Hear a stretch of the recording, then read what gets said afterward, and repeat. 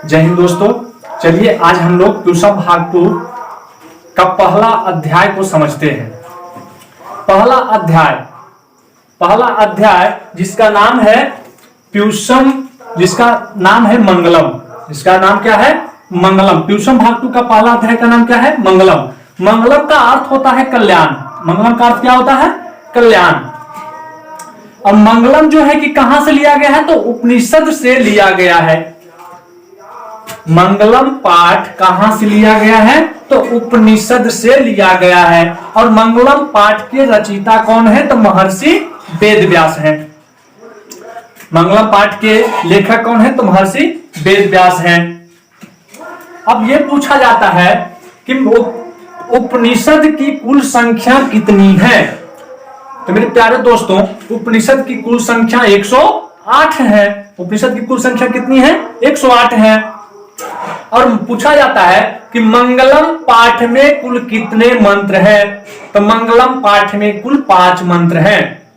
मंगलम पाठ में कुल कितने मंत्र हैं? तो मंगलम पाठ में कुल 5 मंत्र हैं। पहला जो मंत्र है वो ईशावास्यो उपनिषद से लिया गया। अभी बताएं कि मंगलम पाठ कहां से लिया गया है? तो उपनिषद से लिया गया है।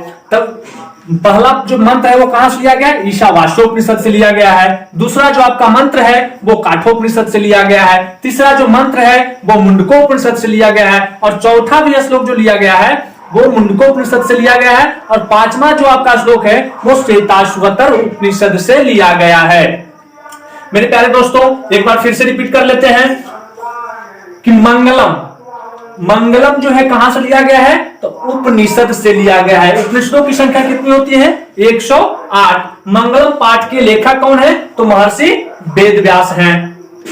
पहला जो मंत्र है वो कहां से लिया गया है? तो ईशावास्योपनिषद से लिया गया है। दूसरा मंत्र काठोपनिषद से लिया गया है। तीसरा जो मंत्र है मुंडकोपनिषद से लिया गया है। चौथा जो मंत्र है वो मुंडकोपनिषद से लिया गया है। और पांचवा जो मंत्र है वो श्वेताश्वतर उपनिषद से लिया गया है। मेरे प्यारे दोस्तों, आई होप इतना समझ गए होंगे। अब आइए हम लोग किताब पढ़ते हैं, क्योंकि आपका जो क्वेश्चन पूछा जाता है वो हिंदी में ही पूछा जाता है। तब हम संस्कृत का बुक संस्कृत पढ़ते हैं और उसको हिंदी में अनुवाद करते हैं। आप लोग उसे ध्यान से समझिएगा। यदि आप ध्यान से समझ गए तब आप खुद से क्वेश्चन आंसर कर सकते हैं।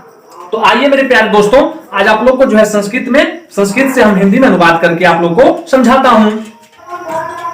कुछ इसका परिचय है, पहले उसको पढ़ लेते हैं।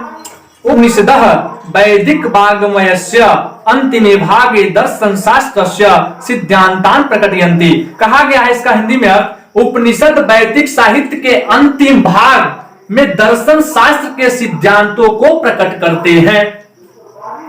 सर्वत्र परम पुरुषस्य परमात्मनः महिमा प्रधानतया गीयते। इसका हिंदी होता है, सभी जगह उपनिषदों में परम पुरुष परमात्मा की महिमा विशेष रूप से गाई गई है। तेन परमात्मना जगत व्याप्त मनुशासितम चास्ति। परमात्मा के द्वारा ही जगत में अनुशासन फैला है। स एव सर्वेषां तपसां परमं लक्ष्यम्। वही सभी प्रकार की तपस्या का चरम लक्ष्य है। अस्मिन् पाठे परमात्मन परा उपनिषदां पद्यात्मकः पंचमंत्रा संकलिताः सन्ति। इस पाठ में परम अलौकिक उपनिषद में पद्य रूप में 5 मंत्र उद्धृत हैं। अभी आप लोग को बताए थे कि मंगलम पाठ में कुल कितने मंत्र हैं? तो 5 मंत्र हैं। अब मेरे प्यारे दोस्तों, आइए आप लोग को मूल पाठ पढ़ाते हैं। मूल पाठ से कुछ जानकारियां आप लोग को देते हैं। क्या लिखा हुआ है?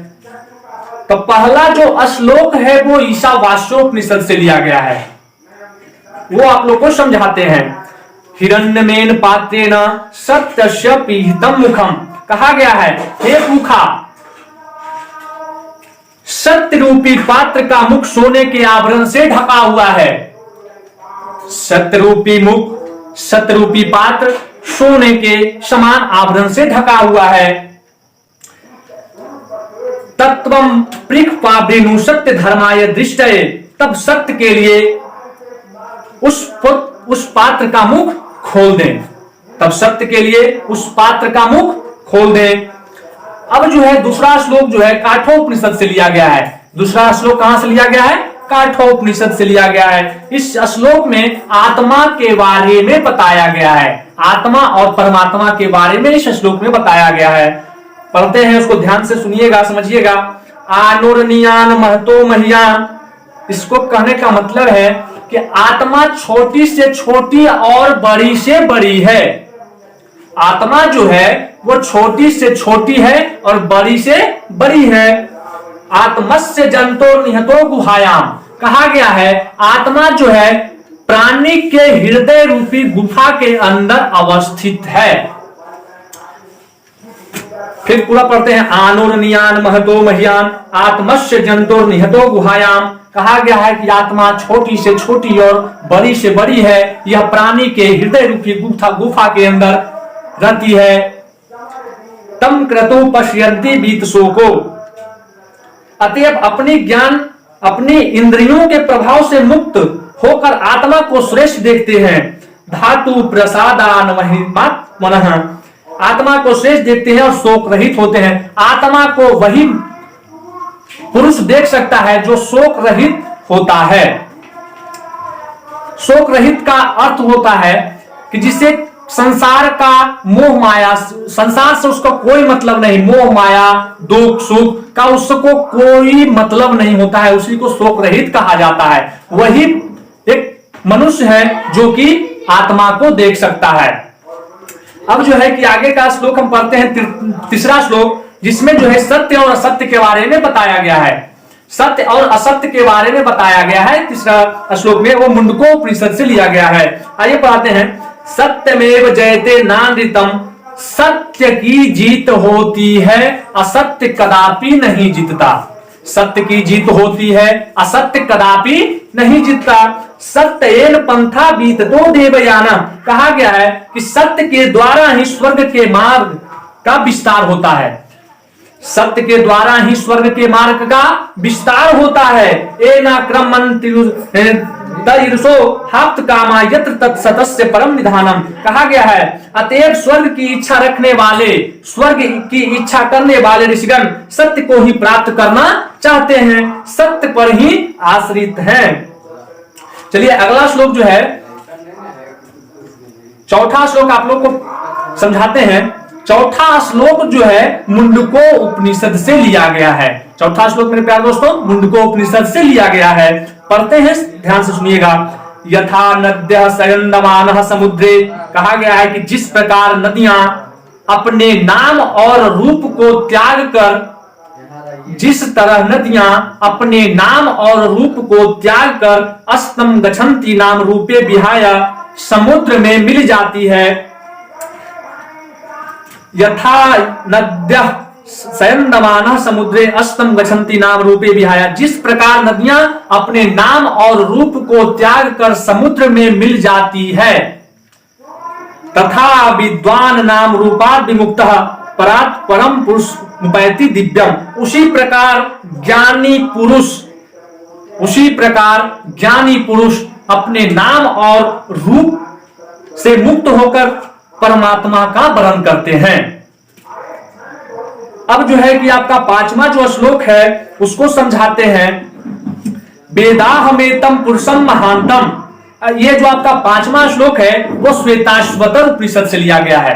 कहां से लिया गया है? श्वेताश्वतर उपनिषद से लिया गया है। तो समझिएगा इसको, वेदाहमेतम पुरुषम महांतम आदित्य वर्णम तमसः परस्तात्, कहा गया है कि मुझे अंधकार से अलग स्वर्ण के समान वर्ण वाला सबसे महान पुरुष ही जानो। तमेव बाधित्वाति मृत्युमेति नान्यः पंथा विदते अन्याय, ऐसा जानकर ही प्राणी मृत्यु को पार कर जाता है और अन्य कोई रास्ता दूसरा उसके पास नहीं बचता है। आई होप मेरे प्यारे दोस्तों